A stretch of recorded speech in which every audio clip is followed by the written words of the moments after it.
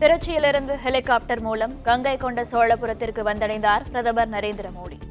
கங்கை கொண்ட சோழபுரத்தில் மாமன்னர் ராஜேந்திர சோழனுக்கு புகழாரம் சூட்டும் வகையில் முப்பெரும் விழா நடைபெறவுள்ளது.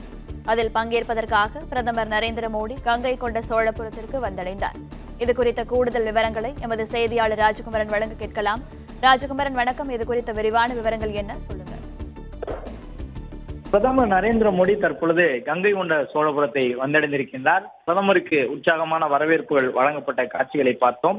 இன்று நடைபெறக்கூடிய இந்த முப்பெரும் விழாவில் பங்கேற்பதன் மூலமாக பிரதமர் நரேந்திர மோடி தமிழர்களின் வரலாற்றை கையில் எடுக்கின்றார் என்று சொல்லக்கூடிய விதமாக அவருடைய பயணம் அமைந்திருக்கின்றது.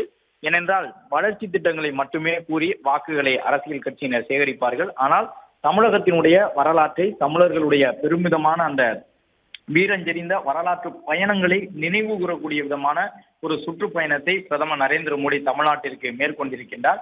இதன் மூலமாக சோழர்களை பிரதமர் நரேந்திர மோடி கையில் எடுத்திருக்கின்றார்.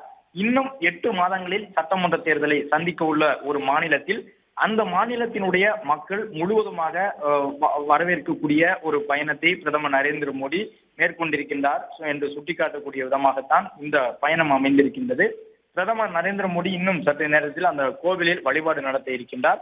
அதிலும் குறிப்பாக கங்கை நதியிலிருந்து எடுத்து வரப்பட்டிருந்த நீர் கொண்டு பிரகதீஸ்வரர் கோவில் என்று சொல்லப்படக்கூடிய அந்த பெருவுடையார் கோவிலிலே பிரதமர் நரேந்திர மோடி வழிபாடு நடத்த இருக்கின்றார்.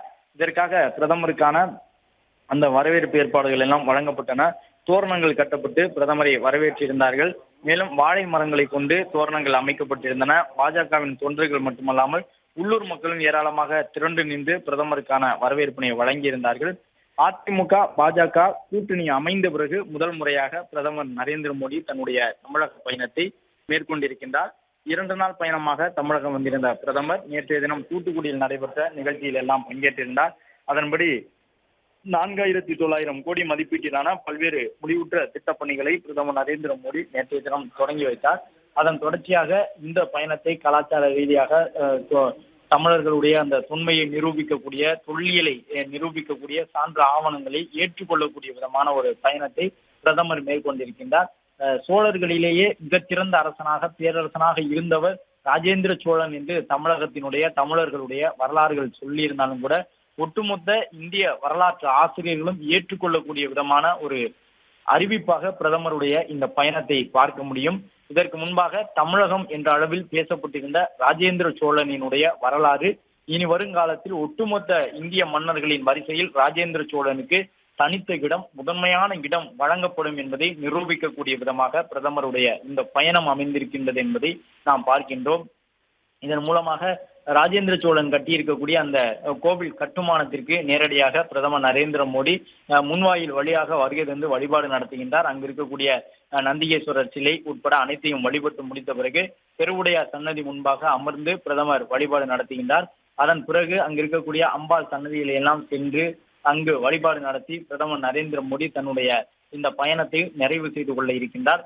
கிட்டத்தட்ட 1 வார காலமாக அவருடைய பயணம் இருந்தாலும் கூட தமிழ்நாட்டில் தான் இந்த சுற்றுப்பயணம் பிரதமருக்கு நிறைவு பெறுகின்றது. தூத்துக்குடியில் நடைபெற்ற நிகழ்ச்சியில் பங்கேற்று தென் தமிழக மக்களை கவரக்கூடிய பல்வேறு வளர்ச்சி திட்டங்களை பிரதமர் அறிவித்திருந்தார்.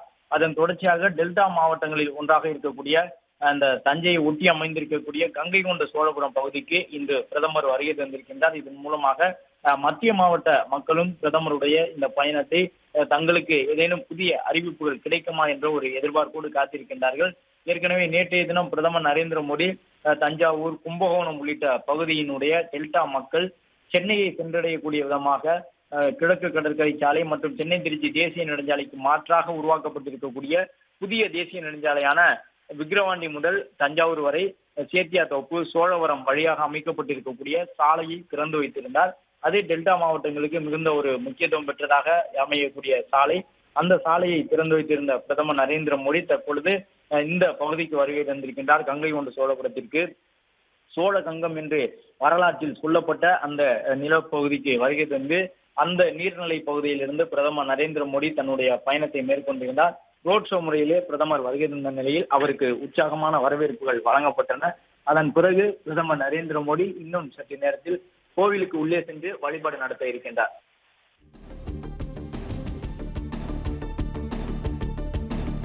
பிளே ஸ்டோர் மற்றும் ஆப் ஸ்டோரில் இருந்து பாலிமர் செயலியை QR கோடு மூலம் பதிவிறக்கம் செய்யுங்கள். செய்திகளை உடனுக்குடன் பெறுங்கள்.